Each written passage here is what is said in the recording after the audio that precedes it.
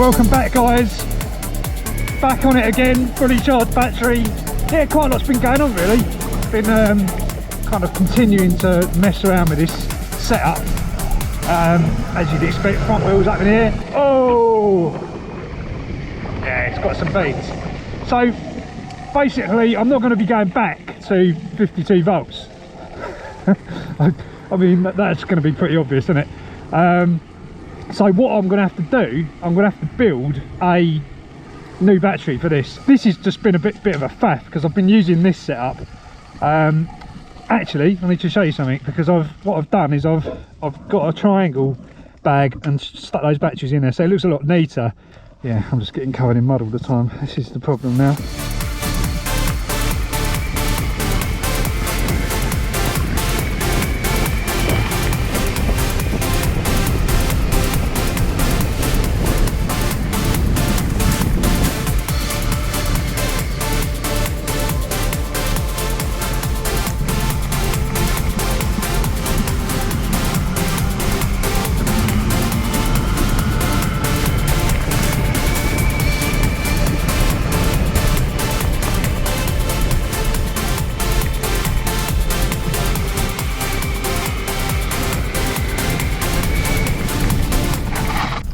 So before we continue, guys, this video has been sponsored by a company called NordVPN. Yes, that's right, we're starting to get to the stage on the channel where we're starting to get interest from potential sponsors, which is great because it pays for some of the stuff we do on this channel, which is obviously not cheap. So NordVPN is an award-winning VPN company that protects your privacy online. So the way it works is you install a little app on your phone, your PC, your Mac, whatever you're using, and it basically encrypts your data and connects you directly to NordVPN servers, which are super quick. You don't even notice that you're connected. And by doing that, this is encrypted, so nothing else can kind of intercept your data, which is the sort of thing that could happen if you were kind of out in a coffee shop and you're kind of going about your business, entering your card details over a public Wi-Fi. It could potentially be open to scammers. So it's super easy to sign up to NordVPN. Just head over to nordvpn.org/Andy Kirby and enter the promo code Andy Kirby to get 70% off a 3-year plan plus 1 month free.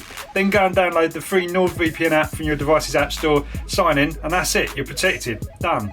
You even get a long list of country-specific servers to choose from, and these are great to help you get connected to location-specific services like Netflix and BBC iPlayer, wherever you are in the world. Now, as you might know, I have a business in the IT sector and always recommend VPN services to my customers. That's why when NordVPN reached out to me, I was happy to help promote their service. So remember, it's nordvpn.org/Andy Kirby to get yourself protected online. Now back to the show. This is what we're dealing with now. Winter in the UK. It hasn't stopped raining. Anyway, I've got a bigger bag. So I can fit more batteries in. I did order the small one and then I just thought it's too small. So I've actually crammed the big one, which is too big for this frame, on here so I can actually fit some bigger batteries in. Right now I've got no batteries in here at all. Right, this is completely empty, so it's ready.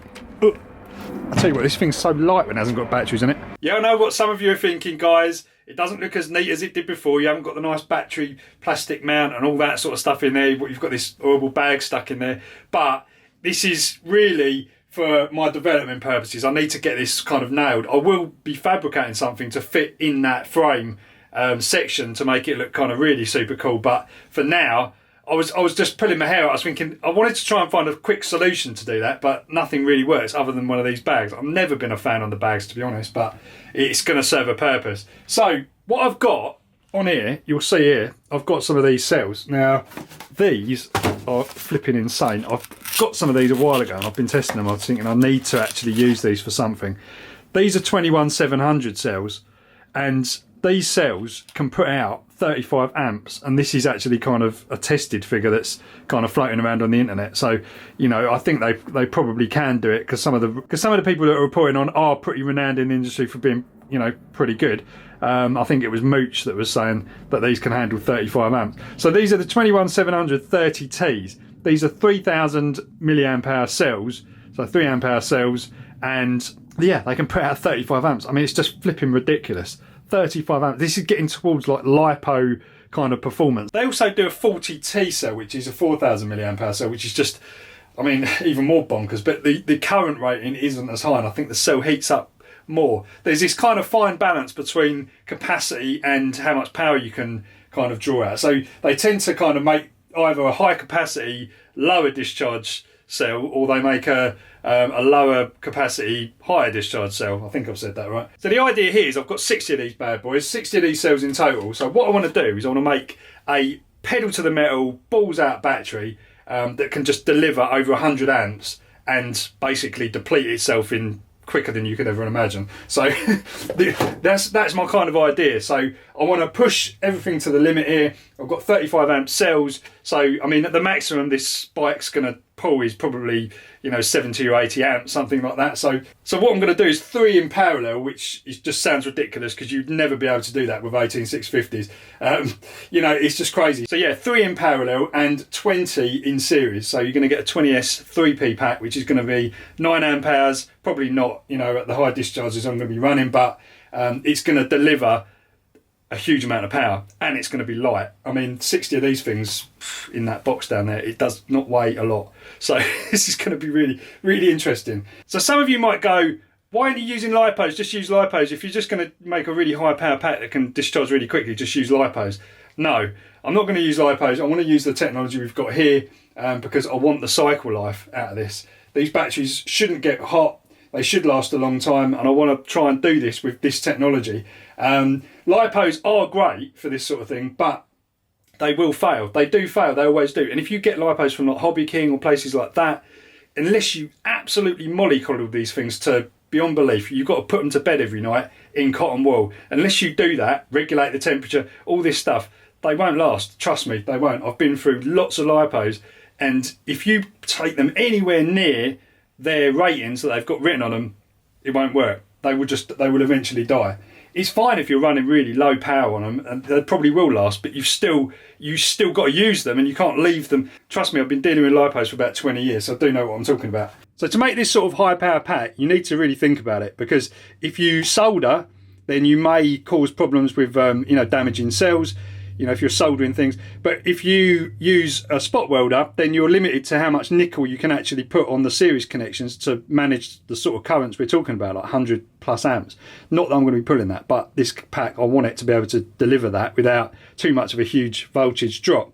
So I've got an electric spot welder here, link in the description, and I'm going to be starting off by doing like a nickel strip, probably like a 0.15 nickel strip across the parallel connections, because there's not much stress across the parallel connections. Now across the series connections, I'm going to have to use either multiple layers of nickel, which I'm also not that fond of doing, or I'm going to have to sort of solder on a bus bar. Now I say I didn't want to solder, but if you're soldering over the top of the nickel, then, you know, you can actually kind of do it in a way where, you know, there's not as much heat going into the cell. So this is definitely going to take some time, guys. I think it's going to run over what this video is going to be about. So I'm probably going to end up putting this video up before this battery's finished.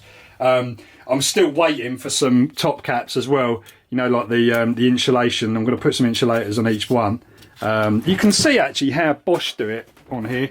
You know, they use like, this is a Bosch drill pack. They use like this gasket over the top, which is good because it stops, you know, any issues happening. Because it's crazy how close the negative and the positive are on an 18650, and you think you've got, you know, in this case 60. In some of my other batteries I've had like 200 cells. You've got them literally joined across here, and there's, you know, there's a negative in the middle. It's just a recipe for disaster, really. Anyway, I just want to say a couple of things about this setup, because I've been testing this now for quite a while, and I've been hammering it. Like, I've literally been stress testing this to the point where I think I'm going to break it, but it just keeps on going. Now this Bafang M620 is actually the newer type. Now I've been kind of doing a lot of digging online and finding that there are a few different types of this motor. There's the older versions which had plastic gears inside, completely different to this one, and this has got straight cut gears and they're all metal, which would explain to me why I'm seeing, you know, 4,000 watts and it just keeps on going, no problem. So we'll be stripping this down again to see if there's shreds of metal inside. I'm not expecting there is, to be honest, but you never know, bearings, things like that. So I'm going to have a look at that at some point and work it out. But what's really surprising me is how hot it's not getting at this sort of power level, which is pretty crazy, because I mean, it's rated as a 1,000 watt, 1,500 watt motor, and I'm putting like nearly 4,000 watts for it. When I get that other battery pack made, it will probably put even more through there. you know, because you've got the lower internal resistance of the battery, and you know, they can just deliver that much more current. So I think I'm seeing a limit at the moment on the Bosch packs of how much power I can actually put through as we get rudely interrupted by a plane. It's a big one as well. So yeah, other things to take note of, you know, things like the chain. I'm using a KMC chain, no problems with that, doesn't stretch or anything so far, not by a noticeable amount anyway. This rear sprocket's still going strong because I've been using probably the first like 4 gears on there, so nothing seems to be happening there. I'm expecting something to happen with this hub at some point, you know, because inside it's not the strongest sort of setup. These freewheel things, they're not the strongest thing in the world, so I'm expecting that to probably break at some point. Hopefully not when I'm on it doing like 50 mile an hour, but everything else seems to be holding up well, as you'll see in this next clip where I just go for it.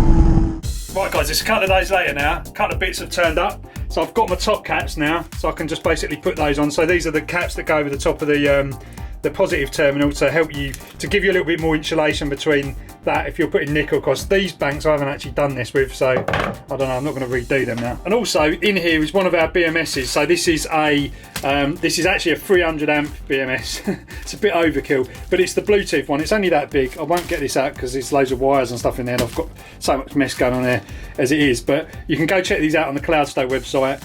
Brilliant BMS. It's Bluetooth. You can control everything from a smartphone. You can see every single parameter. Vortex has made the app, so you know, you basically pay your £5 or whatever it is for that app, and you're supporting him doing his stuff and the great stuff with this BMS app. And it's almost like a one-stop thing. It can actually replace the cycle analyst. It can replace that if you really want to go that far, and I don't know, I might do that with this. But anyway, this is the BMS I'm going to use because this is the one we sell, and this is one that's in all the other bikes that I've done. So let's get some of these top insulators on then. Right, so the top cap's done. What I'm going to do is I'm going to do 3 in parallel. So this is going to make 3, 6, 9 amp hour a block, and I need to make 20 of these. There's a bunch there, and I've got quite a few more to go. I've got this little hot glue gun, which is just like a rechargeable one. It's just much easier to manage than one with a wire. So once that heats up, what I'll do, I'll get these in position. There's some sticky stuff on the table so they don't move, and then I'll just put a bead of hot glue in between each one. Now this is just to hold them together whilst I do it. I'm not relying on the hot glue for the sort of structural integrity of the pack. I'm going to reinforce that with fiberglass tape and stuff after, but once the welds are on, they hold anyway. So this is really just to keep the cells in the right place, and you'll see, you know, how difficult these are to manage when you kind of, if you do it for yourself, because they just roll all over the place.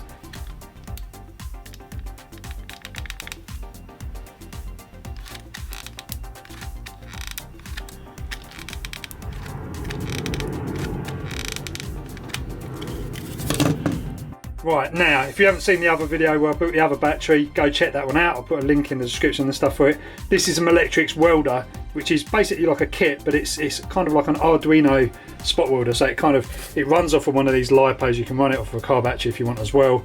It's a very nice compact setup. It's super reliable. You know, it's a bit of an art form to make a decent welder. You can make a really crude one just with a battery and 2 terminals if you really want, but if you want reliable welds one after the other, then something like this is definitely a must. So if we plug it in, see it basically booting up there.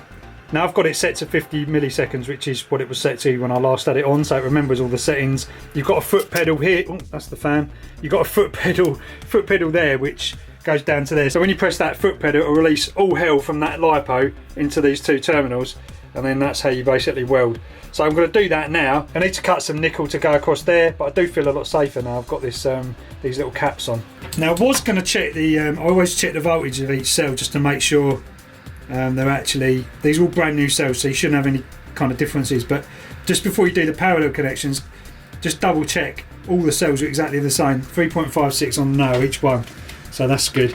And that's pretty much what the whole box has been like. So I mean, this is the thing when you buy brand new cells, you just get in good quality. So if you do find one that's a lot lower than the others, don't parallel connect them at that point. Just remove that cell and set it aside, because if you parallel it, then the other two cells will attempt to charge that one up at probably huge amounts of current, in this case with these silly cells.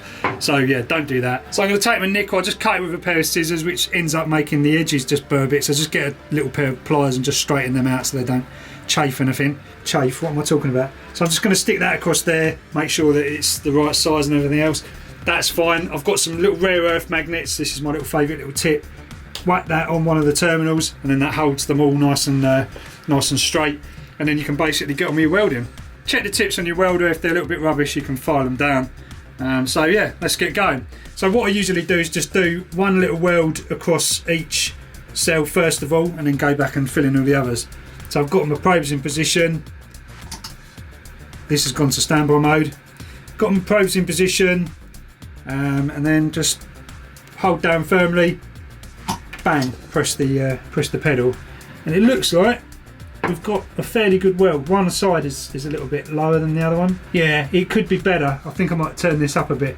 This was kind of working nicely before on this particular battery. It's a bit of an art form, guys. You've got to mess around a little bit with it. Could be the battery itself. The battery's a bit cold actually. It's a bit chilly in here, so that might have something to do with it. So there you go, one little block done. Only another 6 to go for that bank. So one of the handy things about this spot welder is it's actually got a little battery meter on here, and I noticed that it was down to like 2 bars. So I'm going to give it a charge up. My battery's charged up and get some nice welds now. Right, so that's all the parallel connections for one bank done. So there's like 10 in series. It's going to be 10 in series. I haven't done the series connections. But what I'm thinking of doing is doing it in this formation. So like one sticking out, one in, and then I can actually kind of slot these two together and then make a series connection probably here or wherever it's going to be, to basically, you know, give you your full 20S. But already you can see that is quite a small punchy pack. I mean, it's easily going to fit in that. Right guys, it's the next day now. I'm outside. This is what winter pretty much looks like in the UK. If you live in the UK, you'll be used to this anyway, but if you don't, this is pretty much what it looks like from about October to, I don't know, April, I suppose. And that noise behind me is our new hens that we've got. Sarah's been doing loads of stuff on her channel. I'll leave her link in the description as well, because you might be interested in that if you're interested in, these are rescue hens.